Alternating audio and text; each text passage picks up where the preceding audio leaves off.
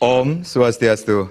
Om Swastiastu. Selamat sore pemirsa, apa kabar Anda sore hari ini? Semoga selalu dalam keadaan sehat. Ya pemirsa, tidak ada yang bisa memastikan kapan pandemi COVID-19 akan berakhir. Sementara dengan pembatasan sosial yang diterapkan pemerintah, muncul kekhawatiran terkait ketersediaan pangan di Bali selama masa pandemi.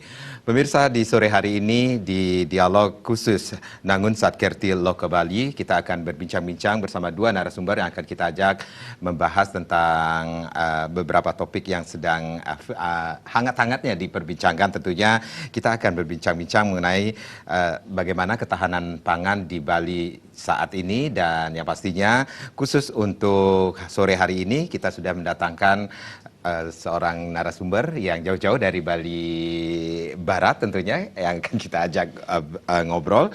Baik, tetapi sebelumnya saya akan sapa dulu. Yang pertama, narasumber kita ada Kepala Dinas Pertanian dan Ketahanan Pangan Bali, Bapak Ide Bagus Wisnu Ardana. Om Swastiastu, Pak Kadis.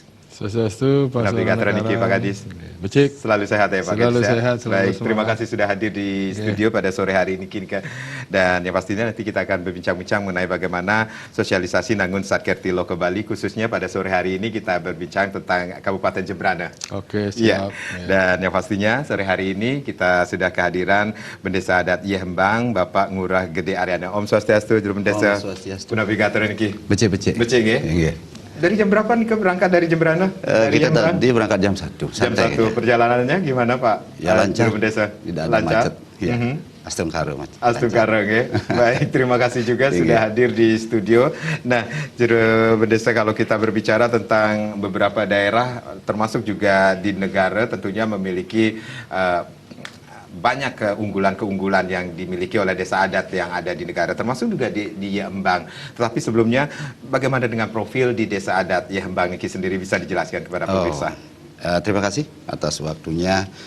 Terkait dengan profil desa adat kami, bahwasanya desa adat kami itu didirikan pada tahun 1927.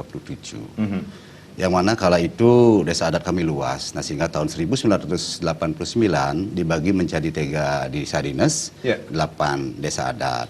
Nah, untuk jumlah kramo kami di desa adat Yehembang, sesuai dengan hasil data Pipil Cacah Jiwo tahun 2020 per Februari, nah itu ada kramo kami 2078 kakak, kurang lebih 6.500 jiwa.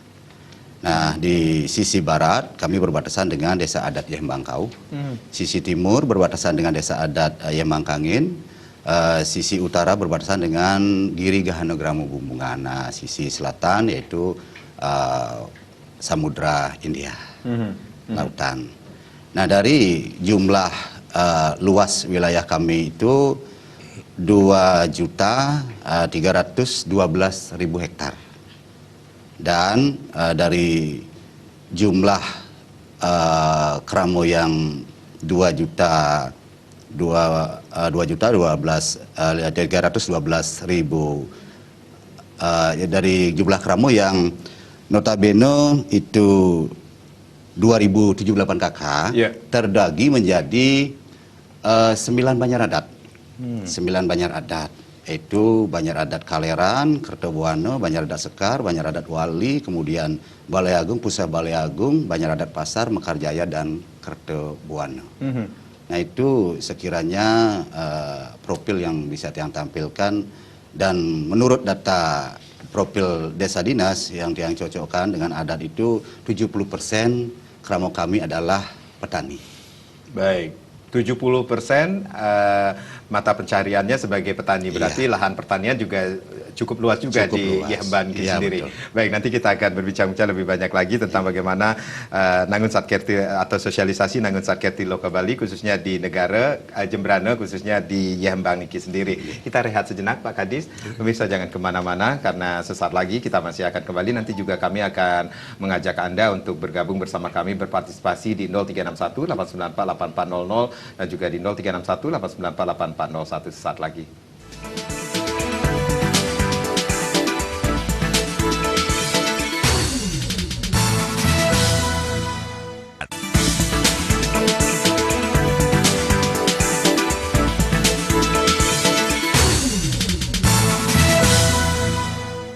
Ya, terima kasih Anda yang baru saja bergabung bersama kami dalam dialog khusus sosialisasi Nangun Serketi Loke Bali, wujudkan Bali Era Baru tentunya. Masih bersama Kepala Dinas Pertanian dan Ketahanan Pangan Bali dan Bendesa Adat Yehembang, Bapak Ngurah Gede Aryana tentunya. Saya ke Juru Bendesa Dumun. Juru Bendesa seperti juga daerah-daerah yang lainnya tentunya di Desa Adat Yehembang Niki sendiri memiliki potensi-potensi yang perlu diangkat ke permukaan seperti napi niki potensi yang dimiliki oleh Desa Adat Yehembang Niki sendiri, mengingat 70% penduduknya ini bergelut dalam dunia pertanian, Niki. Terima kasih bisa kami sampaikan dalam kesempatan ini. Potensi yang pertama adalah potensi sumber daya alam, dan yang kedua potensi sumber daya manusia. Yeah. Potensi sumber daya alam yaitu terbagi menjadi dua lahan bentuk sektor pertanian, yaitu lahan basah dan lahan kering. Untuk lahan kering di desa kami ada 4 subak, dan untuk lahan basah ada 1 subak. Nah, untuk 4 subak itu namanya subak abian. Dalam hasil pertanian yang bisa kami tampilkan yaitu pertama lebih dominan penghasilan kelapa, kemudian ada cengkeh, kakao atau coklat itu, dan pada saat sekarang ini di mana saat ngetrennya vanili. Nah, sehingga keramo kami berlomba-lomba untuk menanam vanili, bahkan sampai di lahan pekarangan rumah pun secara intensivitas mereka berlomba-lomba menanam karena tergiur dengan harga. Dan kemudian seperti pisang dan lain sebagainya, yaitu lumayan juga dari penghasilan petani kami di Keramo Desa Adat Yehembang. Nah, untuk lahan basah yaitu subak Yehembang namanya, dominan mereka menanam padi. Nah, tapi ketika musim kemarau mereka kadang-kadang beralih untuk menanam palawija. Nah, seperti juga jagung. Kadang-kadang juga mereka ada yang menanam semangko. Semangka itu karena juga dari harga lumayan. Nah, itu untuk mengisi di saat-saat musim kemarau karena keterbatasan daripada sumber airnya. Nah, itu sekiranya yang bisa kami tampilkan untuk potensi sumber daya alamnya. Nah, kalau sumber daya manusia yang mana kami berupaya untuk meningkatkan sumber daya manusianya, yaitu pertama pada tahun 2015 yaitu kami pertama revisi rancang awig-awig, Prarem termasuk juga Purana. Nah, karena kami rasa awig-awig yang sudah lampau sudah tidak relevan dengan zaman. Nah, sehingga kami revisi tujuannya. Salah satu contohnya Purano itu adalah bagaimana kita memberikan pemahaman tentang sejarah daripada berdirinya desa adat, termasuk juga bangunan-bangunan yang sudah dibangun seperti Kayangan Tigo dan lain sebagainya. Nah, sehingga keramo kami itu memiliki pemahaman yang benar. Nah, kebetulan narasumber-narasumber seperti tetua-tetua kita di desa itu masih ada yang bisa memberikan keterangan yang pasti. Nah, terkait dengan awig-awig dan Prarem, nah itu bagaimana kita memberikan pemahaman kepada keramo terkait dengan aturan adat istiadat. Nah, sehingga mereka memahami, patuh dan mau melaksanakan yang jelas tidak bertentangan dengan undang-undang dan Pancasila. Nah, itu sehingga masyarakat kami sedikit demi sedikit secara perlahan mulai menyadari tentang bagaimana kedudukan daripada hukum adat di mata hukum negara. Jadi semenjak 2015 ini sendiri ada revisi rancang awig-awig dan Purana ini sendiri, ini kemudian perubahan apa yang dialami dari desa adat Yehembang ini sendiri? Gitu. Perubahan yang dialami ya gimana masyarakat kami itu mulai sadar akan pengetahuan aturan adat. Nah, seperti contohnya kita sedikit menyinggung pada saat Kirti. Pada Segaro Kirti itu kami tuangkan dalam awig-awig dan Prarem itu tentang aturan pelarangan untuk penggalian pasir laut. Nah, pertama saat kami kukuhkan awig-awig itu yang dikukuhkan oleh Bapak Bupati pada tahun 2015 itu banyak reaksi, banyak gejolak dari keramo kami. Yang jelas dari pengrajin sos pasir laut. Ya. Nah, karena penghasilan mereka ya jelas dari penggunaan pasir laut tersebut. Nah, ketika secara lambat laun mereka akhirnya menyadari bahwasanya kegunaan daripada awik-awik atau peram itu sangat berguna, yang dalam artian bagaimana menjaga aset mereka. Ya. Nah, seperti salah satu contoh setra kami yang berbatasan dengan pantai. Juga di sebelah setro ada bangunan tempat pengabenan kolektif yang secara rutinitas selama kami ngayah sudah 6,5 tahun itu setiap tahun kami bangun pengabenan kolektif dan adanya pura Dangkayangan Rambut Siwi. Nah, sehingga dengan aturan Prarem dan Awik ini, dengan pelarangan penggalian pasir laut, berkuranglah abrasi. Karena dulu pertama kami ngayah dengan situasi tanggul-tanggul itu sudah jebol. Bahkan kami berupaya menguruk itu semua dengan dana kas desa adat maupun sumbangsih dari beberapa donatur. Jadi bisa dikatakan ini salah satu implementasi dari Nangun Satketilo ke Bali sebagai visi misi pemerintah Provinsi Bali juga sudah diterapkan di Desa Adat Yehembang Niki Secara sendiri. otomatis. Baik, ada yang lainnya, mungkin beberapa daerah juga memiliki tradisi yang tetap dilestarikan, kemudian tetap dilanjutkan oleh sampai saat ini. Adakah tradisi-tradisi yang tetap dilestarikan di Desa Adat Yehembang Niki sendiri, Jero? Kalau tradisi yang mesti tetap dilestarikan, yaitu bagaimana hanya dalam segi yatnya aja. Bagaimana kita beriatnya dengan korban suci yang tulus ikhlas, yaitu tetap kita jaga agar tetap terlaksana dengan baik dan kesadaran penuh dari keramo kami. Termasuk juga tradisi ngayah seperti itu yang tetap dilakukan. Oh, itu barang sudah pasti. Pada saat upacara-upacara. Pada saat upacara baik Pitro Yadnyo maupun Menuso Yadnyo dan Dewa Yadnya. Nah, itu kita kan sudah lazim kalau di Bali ada istilah tetengar suaran kulkul. Yaitu ketika kulkul itu ditepak ada istilah suatu sinyal untuk ngayah, ya otomatis tradisi itu akan berjalan, masyarakat secara otomatis akan ikut ngayah. Karena itu sudah membudaya dari dulu. Kembali lagi ke dunia pertanian Niki sendiri, mengingat 70% dari penduduk di sana di Yehembang Niki sendiri menggantungkan kehidupannya di dunia pertanian Niki sendiri. Saat Niki di pertanian Niki sendiri, apa yang sedang bisa dikatakan, apakah saat ini menanam padi kah atau memang palawija di bulan-bulan saat ini? Bulan-bulan saat ini kebetulan musim panen. Musim panen? Ya, musim panen padi. Dan setahu kami itu ada tenaga-tenaga Jawa yang bekerja untuk memanen padi tersebut.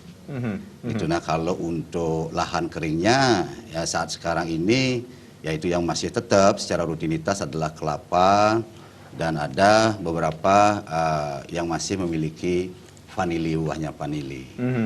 Baik, baik. Berarti dunia pertanian masih tetap terjaga, khususnya di sektor pertanian, khususnya padi seperti itu saat ini sedang panen di Yehembang Niki sendiri. Betul. Mungkin juga di tetangga-tetangga di sebelahnya juga. Iya, kalau Jemberana ya kayaknya musim panen. Baik, baik. Saya ke Pak Kadis. Pak Kadis, kalau kita melihat bagaimana kondisi saat ini di bidang pertanian dan ketahanan pangan Niki sendiri, khususnya untuk Bali Niki sendiri di saat pandemi Niki sendiri, Pak Kadis. Secara umum. Ketersediaan pangan ya. Iya. Ketersediaan pangan. Jadi memang sesuai dengan visi misi Nangun Satketilo Bali, ada 5 sebenarnya bidang prioritas. Jadi yang pertama adalah sandang, pangan, dan papan.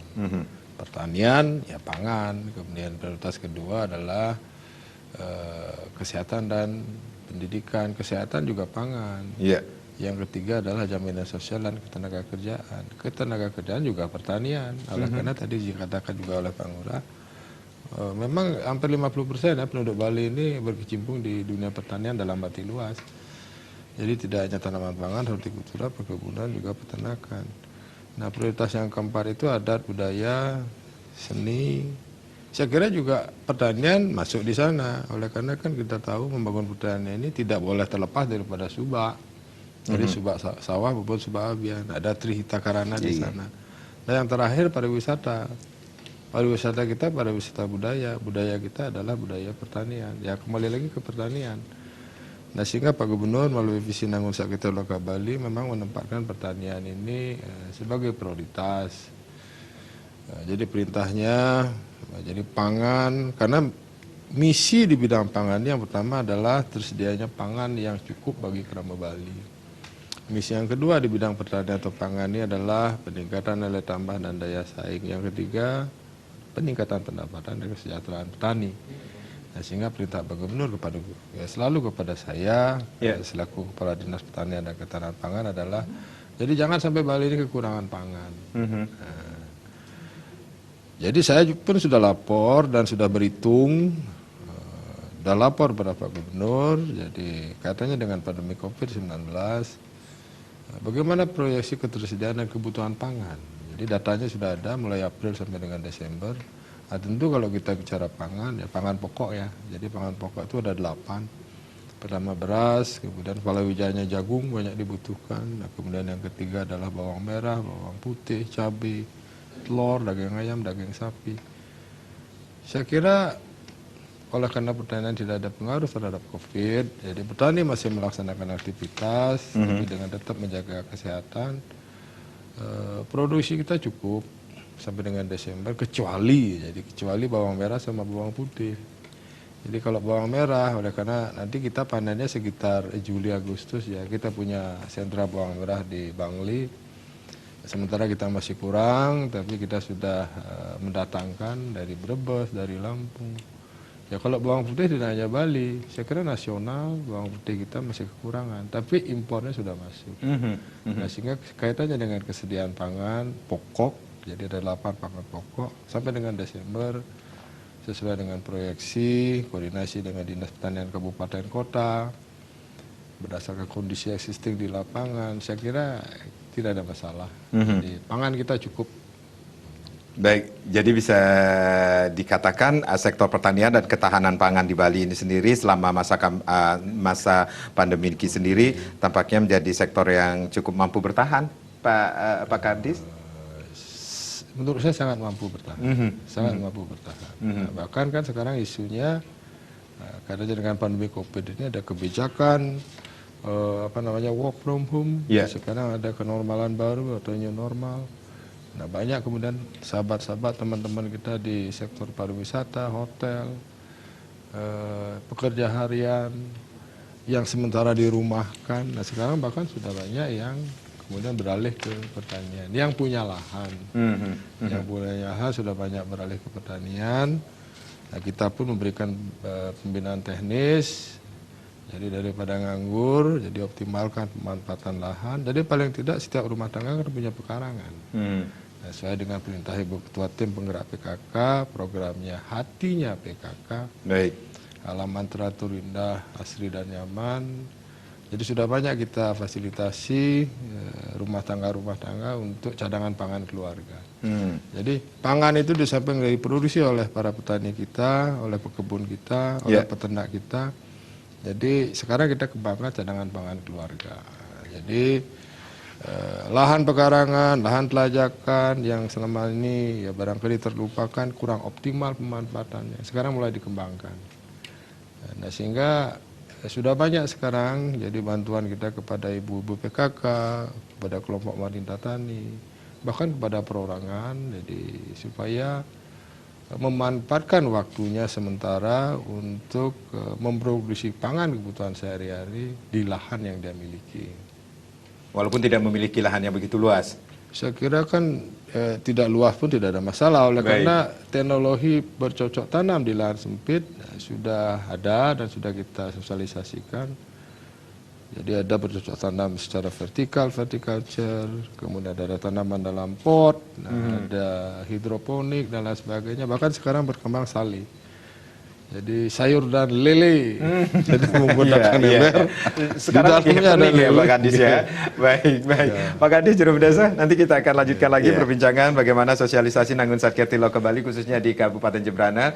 Pemirsa, nanti kami juga akan mengundang Anda untuk berpartisipasi di 0361 894 8400 dan juga di 0361 894 8401 sesaat lagi.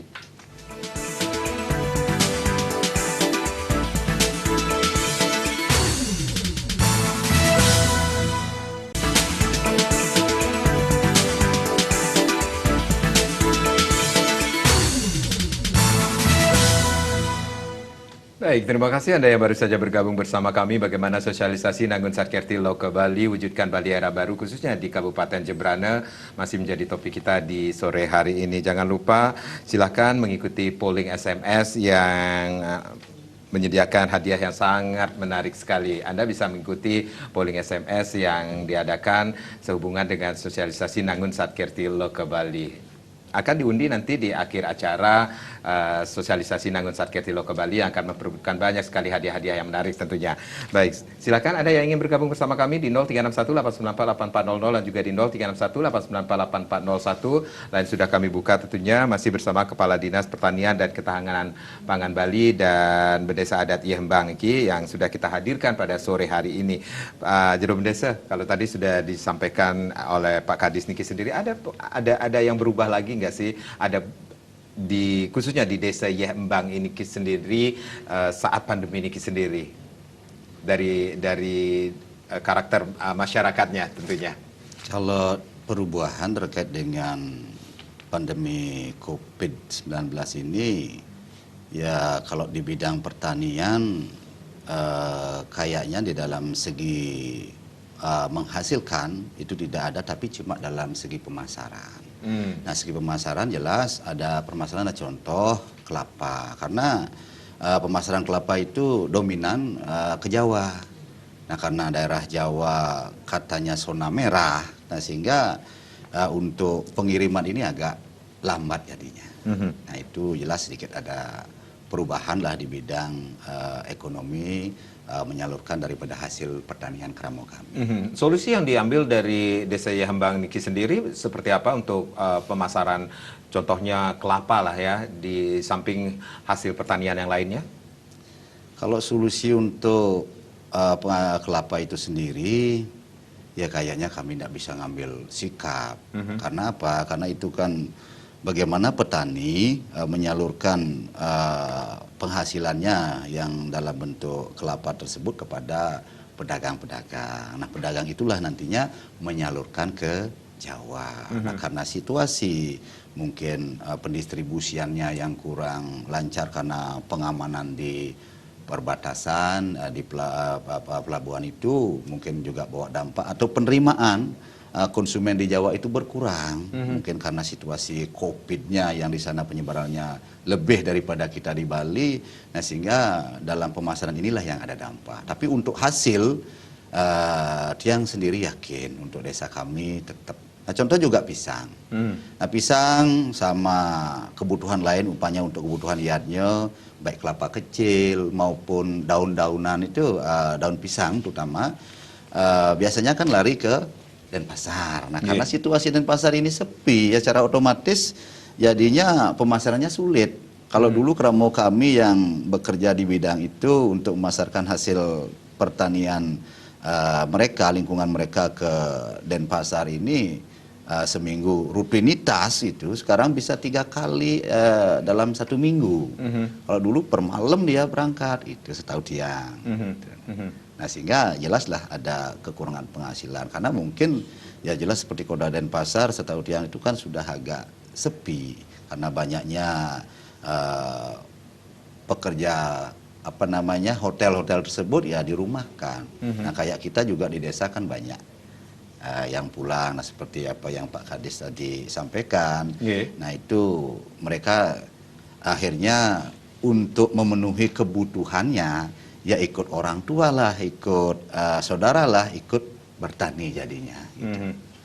Baik, Pak Kadis, mengingat apa yang disampaikan oleh Juru Bendesa Niki sendiri, kendala yang saat ini dihadapi adalah dalam hal pemasaran hasil produksi pertanian ini sendiri. Adakah pendampingan dari pemerintah khususnya dari Dinas Pertanian dan Ketahanan Pangan ini sendiri memberikan solusi yang terbaik nantinya? Sebenarnya tidak hanya pasar ya, jadi sesuai dengan hasil identifikasi kami, pengaruh pandemi COVID terhadap petani. Jadi yang pertama mulai ada kekurangan modal. Nah, oleh karena petani kita memang sebagian besar punya pekerjaan sampingan, kemudian dia punya pendapatan untuk membeli sarana produksi. Sekarang kan boleh dikatakan pekerjaan sampingannya sudah tidak ada. Yang kedua memang pasar. Oleh karena produk pertanian kita hampir 30% itu terserap ke hotel, restoran, catering, dan swalayan.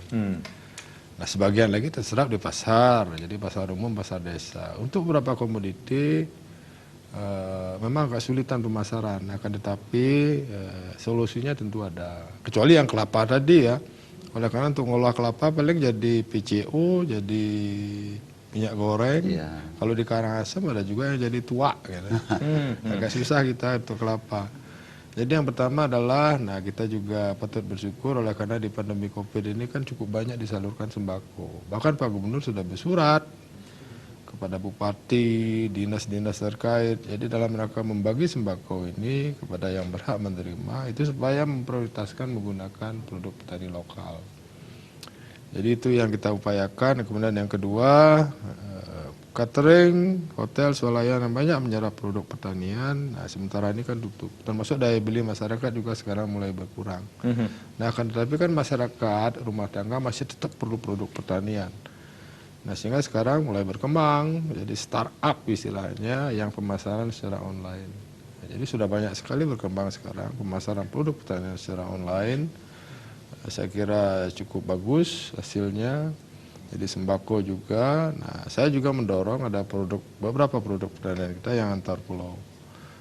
Nah, contoh di peternakan terutama. Jadi babi, sapi, telur banyak yang kita antar pulaukan. Nah, bahkan beberapa komoditi kita di masa pandemi COVID pun kita ekspor.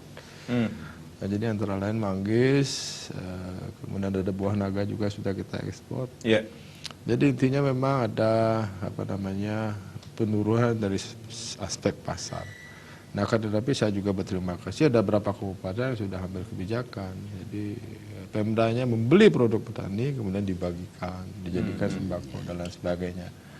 Tentu ini akan sangat membantu. Nah, termasuk juga di kantor saya di provinsi setiap hari Jumat saya buka ada pasar tani, gitu, ada pasar tani. Jadi cukup banyak juga petani kita. Kebetulan kantornya cukup luas yang berjualan di sana. Jadi bentuk-bentuk fasilitasi bagaimana supaya produk pertanian tetap bisa laku dijual pada saat pandemi COVID ini sudah kita lakukan. Jadi mudah-mudahan tidak terlalu lama, oleh karena nanti Pak Ngurah kita koordinasi ya. Yang masih boleh berseliweran ini itu pangan ya, jadi tidak ada istilah. Jadi pangannya keluar, nyeberang, kemudian dihambat dan lain sebagainya. Jadi sudah ada kebijakan pemerintah, jadi yang masih boleh keluar masuk itu adalah pangan. Jadi sudah ada langkah dan kebijakan yang telah diambil oleh pemerintah untuk menjaga kondisi kestabilan pangan sampai seperti kata Pak Kadis ini sampai akhir tahun ini cukup untuk Bali sendiri. Ketersediaannya. Tapi kalau katanya dengan serapan pasar, jadi mudah-mudahan segera berakhir pandemi COVID ini. Swalayan mulai buka, restoran mulai buka, catering mulai buka, hotel mulai buka. Nah, sehingga pemasarannya bisa lebih ditingkatkan ya. Jadi sekali lagi saya sampaikan bahwa jangankan swalayan, nah sekarang kan istilahnya klaster pandemik itu sudah ke pasar. Pasar pun sudah mulai banyak yang tutup sekarang. Tapi sekali lagi oleh karena rumah tangga ini masih tetap perlu pangan, nah maka sistem pemasaran produk pertanian secara online ini sekarang sudah mulai berkembang. Jadi tinggal telepon, tinggal pesan, diantar. Nah, sudah banyak sekarang sistem pemasaran secara online. Oleh karena protokol new normal di bidang pertanian ini ya sudah kita sosialisasikan kepada para petani. Jadi petani bagaimana tetap produktif tapi aman, nah, selalu pakai masker, selalu jaga jarak. apabila melaksanakan sangkepan di Balai Subak, jangan banyak-banyak, batasi 25 orang, jarak duduknya juga diatur. Nah, kita pun sudah mulai sekarang mengedukasi petani, jadi pemasarannya secara online, kemudian transaksi keuangannya non tunai, bahkan nanti pembinaan kepada petani ini mungkin secara vikon, secara daring gitu supaya lebih keren.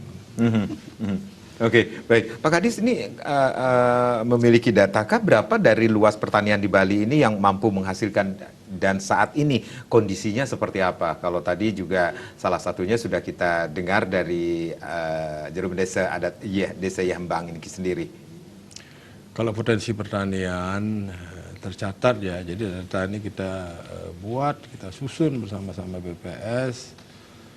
Sawah kita 79.500 hektar, jadi 14% Bali ini masih lahan sawah, terdiri dari 1.605 subak sawah, kemudian lahan pertanian bukan sawahnya lebih dari 230.000 hektar, ada 1.118 subak sawah, nah, sehingga kalau dijumlahkan sebenarnya setengah lebih Pulau Bali ini masih lahan pertanian, baik sawah maupun lahan kering, jadi subak sawah dan subak abian.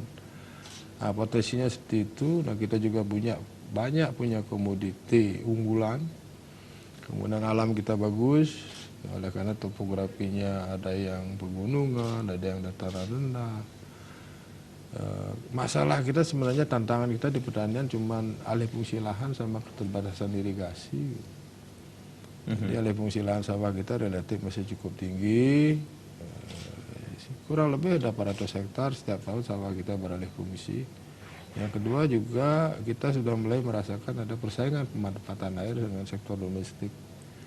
Nah, sehingga kemarin sudah disepakati, sudah disetujui oleh DPRD untuk adanya revisi peraturan daerah nomor 16 tahun 2009 tentang rencana detail tata ruang. Jadi supaya diatur di sana. Nah, kenapa alih fungsi lahan sawah kita relatif cukup tinggi dalam tanda petik ya? Nah, karena barangkali dari segi penegakan hukumnya kurang ketat ya. Makanya saya terima kasih Jarum Desa sudah punya prarem. Beberapa desa juga sudah punya prarem bahwa dalam rangka menjual sawah, jadi petani ini, anggota ini harus mendapat persetujuan desa adat, harus mendapat persetujuan klien subak dan lain sebagainya. Nah, sehingga apabila konsekuensi logis daripada pembangunan non pertanian itu memang alih fungsi lahan sawah. Oleh karena kan kita terus membangun infrastruktur, membangun rumah, nah, sehingga otomatis mengambil lahan-lahan pertanian produktif. Walaupun sebenarnya dalam peraturan daerah tentang tata ruang ini sudah diatur, ini adalah peruntukan pertanian, ini industri, ini perumahan. Ya kadang-kadang dilanggar juga gitu. Kemudian yang kedua adalah keterbatasan air irigasi, terutama pada saat musim kemarau. Nah, sehingga bagus sekali di sana Pak Lurah sudah ada pola tanam kayak, jadi ada padi, ada palawija, ada melon dan lain sebagainya. Nah, sehingga di samping tantangan berikutnya adalah hama penyakit juga, hama penyakit juga. Nah, sehingga ke depan bagaimana supaya alih fungsi lahan sawah ini bisa dikendalikan, oleh karena visi Nangun Sarkitih Loka Bali, jadi bagaimana supaya pertanian ini tetap ajak, subak sawah, subak abian tetap ajak. Ya tentu edukasi, jadi penerapan regulasinya, tata ruang ini tidak dilanggar. Yang kedua ya tugas saya adalah, nah oleh karena alih fungsi lahan sawah ini juga ya karena kekurangan irigasi, sawahnya kering. Kita banyak sekarang bangun infrastruktur irigasi. Ada 49 embung kita bangun, kita laksanakan rehab jaringan irigasi. Kemudian kita berikan bantuan subsidi kepada petani, walaupun belum semua petani bisa kita berikan bantuan. Nah, supaya insentif berusaha tani ini meningkat. Jadi kalau airnya nggak ada, beralih fungsi dia. Kalau insentif berusaha taninya dirasakan tidak menguntungkan, beralih fungsi dia. Jadi alih fungsi lahan ini ya barangkali juga karena sistem waris Jadi istilahnya fragmentasi lahan. Baik. Jadi orang tua saya punya 50 hara, punya anak 5, bagi 5 kan dasar. Pakai rumah aja atau dijual. Jangan sampai terjadi hal seperti ini kan Pak Kadis. Pak Kadis, beberapa waktu lalu juga terjadi kenaikan harga di beberapa kebutuhan pokok Niki sendiri. Ini bagaimana stabilitas harga kebutuhan pangan di Bali menjadi perhatian juga bagi masyarakat di saat pandemi Niki sendiri, Pak Kadis? Kita punya Satgas Pangan. Satgas Pangan, ya. Bahkan Satgas Pangannya ketuanya Pak Kapolda langsung, Pak Kapolda langsung. Dan ada laporan harian. Ya. Semua komoditi strategis itu setiap hari dilaporkan oleh Kapolres langsung kepada Pak Kapolda. Kebetulan saya ikut di sana. Nah, tinggal kita monitor. Kenaikan harga ini biasanya terjadi apabila satu, panennya tidak ada. Kedua, karena iklim. Nah, sehingga tidak bagus sudah produksinya, kering tanamannya dan lain sebagainya. Yang ketiga bisa karena penimbunan juga. Makanya kita bentuk Satgas Pangan. Jadi setiap hari saya monitor harga-harga kebutuhan pokok sehari-hari. Jadi apabila ada kenaikan, nah kita tinggal lihat apa masalahnya. Apa karena panen tidak ada? Apa karena permintaannya tinggi? Apa karena ada penimbunan dan lain sebagainya. Nah, begitu juga kalau turun. Jadi kalau turun biasanya overproduksi dia. Sementara ini saya melihat fluktuasi harga pangan pokok kita itu masih relatif cukup stabil. Yeah. Oleh karena di Bali ada Forum Bulog ya, Forum Bulog. Ini memang tugasnya adalah antara lain stabilisasi, terutama pangan pokok. Terutama lagi adalah beras. Baik. Jadi begitu beras harganya naik, dia keluarkan berasnya, cadangan beras pemerintah. Begitu harganya turun, dia harus beli. Bulog ini disimpan untuk cadangan pangan berikutnya. Saya kira itu. Baik. Pak Kadis dan Juru Bendesa, kita rehat kembali. Pemirsa jangan kemana-mana, kami akan kembali, tapi tentunya setelah yang berikut ini.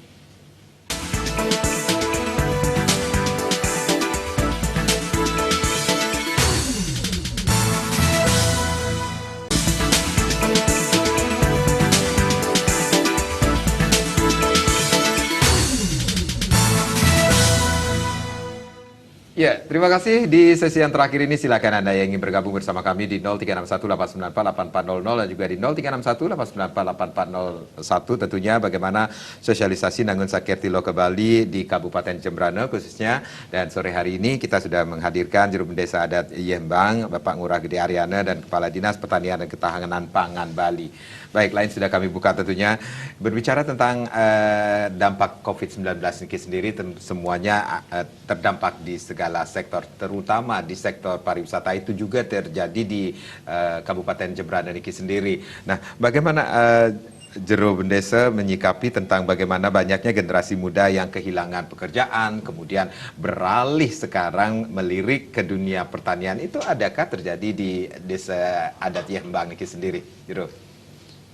Setahu kita di Desa Adat Yembang, yaitu terkait dengan dampak daripada COVID-19 ini, pertama dari data Satgas kami di Satgas Gotong Royong Desa Adat Yembang itu ada 21 PMI.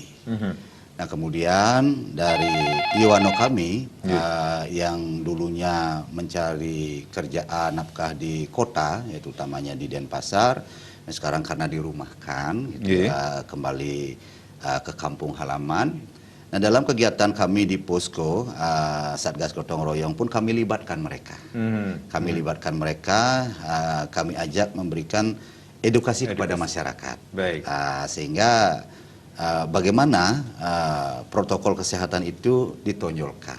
Nah, dengan para Iwano ini kami fungsikan dalam artian biar ada kegiatan begitu, biar mereka tidak jenuh. Dan kami lihat banyak juga para Iwano kami yang dalam artian mencoba membuat lahan pekerjaan baru. Seperti contoh ada yang buka tempat pencucian sepeda, pencucian mobil, dan yang memiliki lahan orang tuanya ya secara otomatis ya ikut sama orang tua. Baik, ada Pak Ketut dari Tampak Siring Gianyar Niki yang sudah bergabung. Om Swastiastu, selamat sore Pak Ketut. Ya, Om Swastiastu. Swastiastu, nggih durus Pak Ketut? Tidak tanya lagi kepada Bapak Kepala Dinas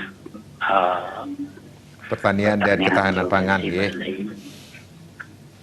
kalau di Denpasar itu kan sedikit mungkin lahan taniannya, bagaimana cara di sana untuk mengelola pertaniannya, Pak?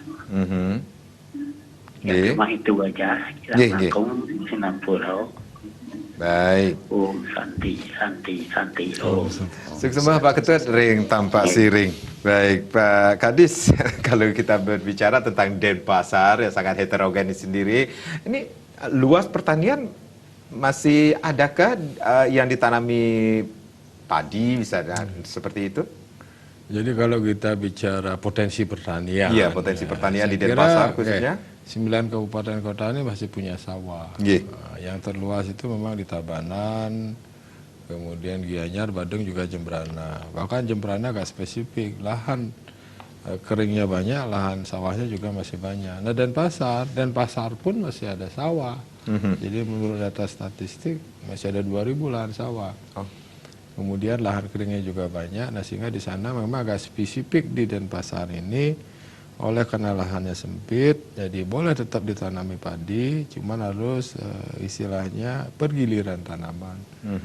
Sudah banyak petani-petani di Denpasar ini yang mengusahakan sayuran setelah padi. Oleh karena sayuran ini punya nilai ekonomi yang lebih tinggi.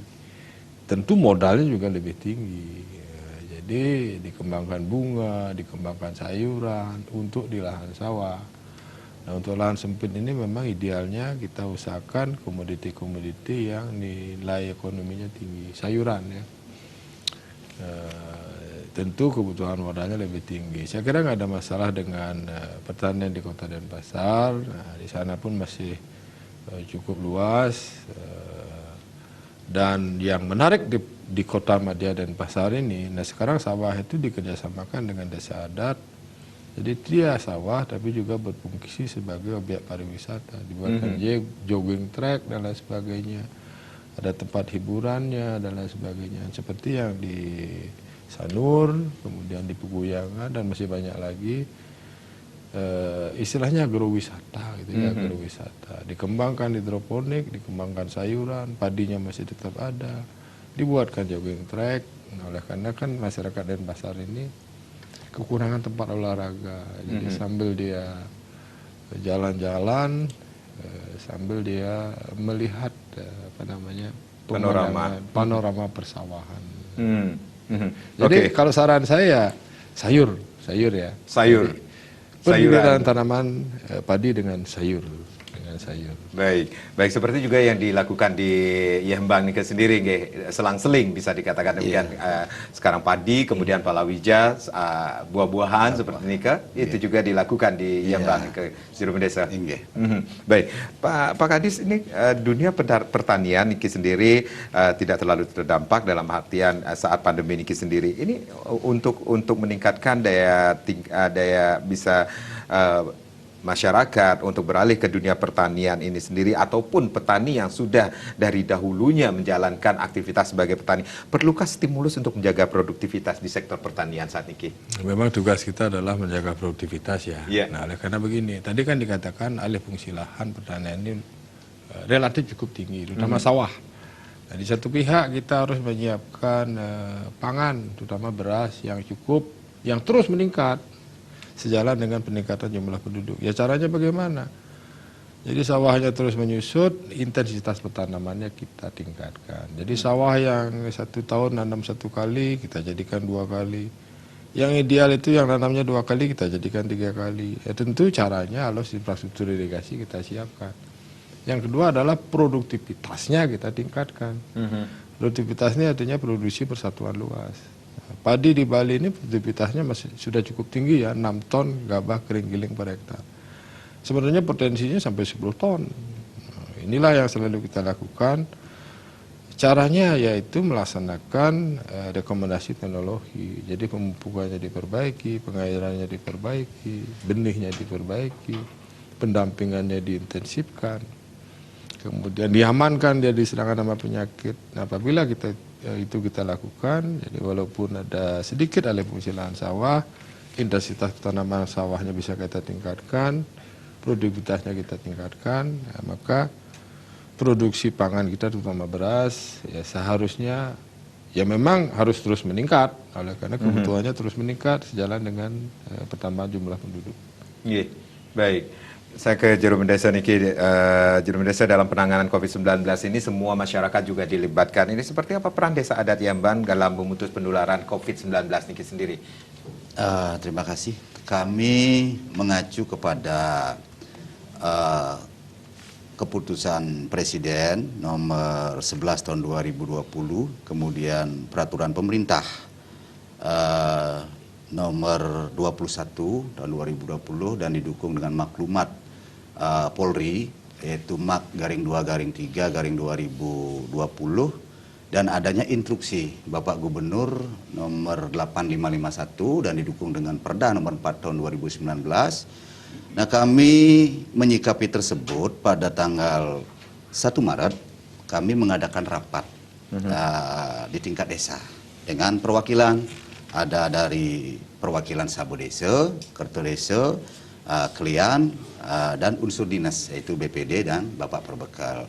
Nah, kami dalam rapat itu membentuk panitia, yaitu panitia Satgas Gotong Royong. Nah, kemudian besoknya tanggal 2 kami sudah action membuat 4 posko. Nah, dari bagaimana Satgas ini bekerja, yaitu pertama memberikan edukasi kepada masyarakat seperti di tempat umum, pasar, dan kemudian secara rutinitas 3 hari sekali kami keliling sedesa niko, ada petugas khusus, istilah di Bali itu ngoling, pakai loudspeaker, pakai mobil, memberikan pemahaman kepada masyarakat. Nah, kemudian di Satgas itu sendiri masing-masing pos, nah itu menjalankan aktivitas bagaimana memberikan edukasi kepada masyarakat. Salah satu contoh ketika ada masyarakat kami yang keluar tidak pakai masker, di-stop oleh Satgas, diberikan arahan, diberikan pemahaman, dan diberikan masker. Nah, semasih dana kita itu mencukupi. Dan secara rutinitas, pertama-tama bulan-bulan itu kita tetap melakukan penyemprotan disinfektan di pasar-pasar. Nah, kalau terkait dengan rumah-rumah itu sesuai dengan usulan daripada klien kami, klien adat. Nah, sehingga secara bergilir ke rumah-rumah itu di Banjar-Banjar kami, di desa kami itu juga dilakukan. Dan dari data-data PMI yang mana pertama nike kan belum dari pemerintah provinsi maupun kabupaten mengisolasi mandiri. Nah, karena yang datang itu kan langsung ke desa. Nah, di sana juga tugas Satgas memberikan arahan, memantau kerjasama dengan pihak dinas dan kerjasama dengan puskesmas. Nah, sehingga untuk perhatian pencegahan COVID ini bisa jalan. Di samping itu pula, Satgas kami tetap memantau dalam hal yatnya. Baik itu dewoyatnya, manusoyatnya maupun pitroyatnya. Baik. Yatnya itu tetap berjalan sesuai dengan sastra kita Niste Madya Utama. Tetapi yang kita sarankan adalah bagaimana personel daripada orang ketika melaksanakan yatnya itu jangan sampai lebih dari ketentuan yang sudah diatur, yaitu 25 orang.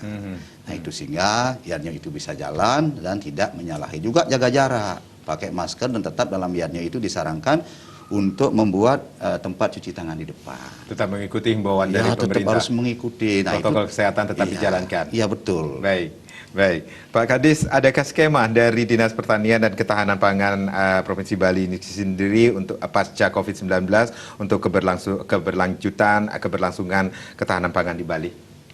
Jadi yang pertama kepada para petani ya, jadi supaya tetap beraktivitas, didampingi oleh para petugas teknis di lapangan, ada PPL, ada Menteri Tani dan lain sebagainya, dengan tetap memperhatikan protokol